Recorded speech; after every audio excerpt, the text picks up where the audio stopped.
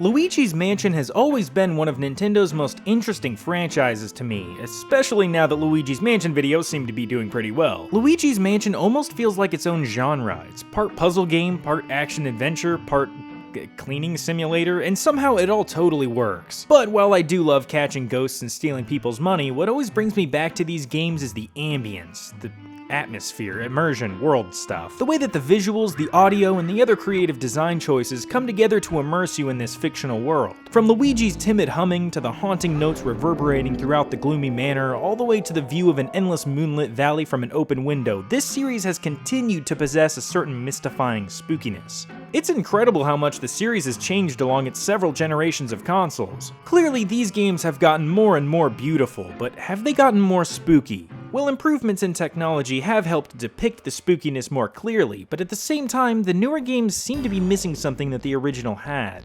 Everything has this authentic, old-timey mansion quaintness. Each room is like its own time capsule of this building's former residence. The nostalgic yellow glow is occasionally broken by a flash of lightning, like a violent shift beyond the veil. There's just so much to enjoy about the way these rooms were designed and put together. They really provoke your imagination. Your mind can very easily fill them with people going about their day. But you don't have to imagine. This game lets you meet those people, and then promptly suck them up into a vacuum and compress them into PNGs. These portrait ghosts are one of the biggest immersion factors in the first Luigi's Mansion. They really add to the feeling of authenticity of this mansion, which is funny because the mansion isn't even supposed to be real in the game. But these characters do feel very real. They're your stereotypical mansion characters, but done in such a fun and charming way. Each of them has their own room and mechanics that tell you a little bit about their personality. And after you catch them, you get some more info and stats and stuff. But this game's brilliant immersion is constructed from more than just the way it looks. It's also about how it sounds. When you compare this game's music to the sequels,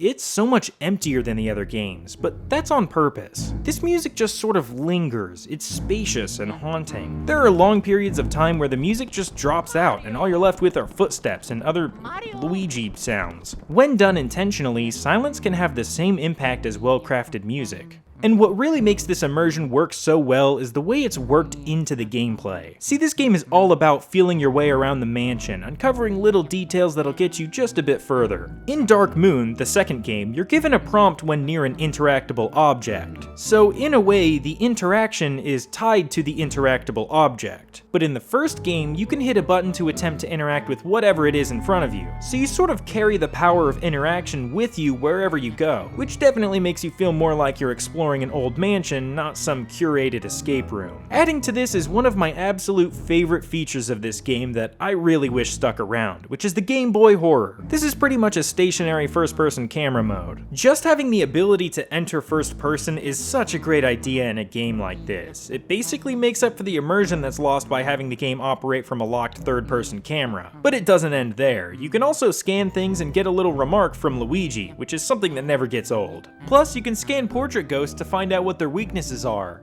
And just because Nintendo is the best AAA video game company and nobody can change my mind, you can scan mirrors and this crazy effect happens that transports you back to the mirror in the lobby. There are even a few secrets you can scan to access hidden areas. This game is seriously a marvel considering when it was made. It did so much to bring people out of their homes and into this haunted mansion where they could explore its rooms and fight its ghostly residents. But as time went on, things sort of changed with this series. I'm saying that like there's 15 Luigi's Mansion games. There's only 3, but they're all drastically different from one another. With each new entry, there needs to be something new. The trailer needs to show X amount of new features to get people hyped. But as the features creep forward, the core of the game dwindles. When Luigi's Mansion was first created, Nintendo was just worried about making the concept of Luigi exploring a mansion work. It was a simple idea, but it had to be executed just right. Now Nintendo is probably more focused on what new abilities Luigi should have, or what new setting he'll be in. It's easy to see this as a quantity versus quality issue, but that's not really what it is. Because the quality of Luigi's Mansion 3, for example, is absolutely insane. The difference is, that quality has been reallocated from where it was in the first game. It's really more of a battle between simplicity and complexity. This is something that you see a lot of sequels struggle with. You can't just release the same game twice, you need to add something. But you need to be careful about taking things away. The sequel should feel like it has more than the previous game, which of course goes for the next entry in the franchise as well. Eventually you end up with something so far removed removed from the original that it's hard to believe it's even the same franchise. Because after a decade or two, the goal for the game has changed a whole lot. The original Borderlands, for example, had a bleak, trashy atmosphere, which was intentional since the planet it took place on was meant to feel incredibly undesirable. But with the second game, that atmosphere was traded for level variety and colors that weren't brown or gray. Something incredibly similar happened with Luigi's Mansion. The first game was tasked with the simple goal of enthralling the player and fighting ghosts and exploring rooms. But the second game needed more than just another mansion. It needed a tree mansion and a clock mansion and an ice mansion, and now we're starting to lose focus on why this series exists in the first place. But that isn't to say that Dark Moon made a mistake by having variety, nor did Borderlands 2. These were actually great decisions. But they still lost out on something really special that the first game has. And you know what? I'm fine with that. I like when a sequel changes. It means the first game hasn't been made redundant. There's still something unique to experience there. And I think that's all I want to say about that for now. How do you guys feel about the way the series has changed over time? I'd love to hear some thoughts in the comments. Anyways, I'll talk to you later. Thanks.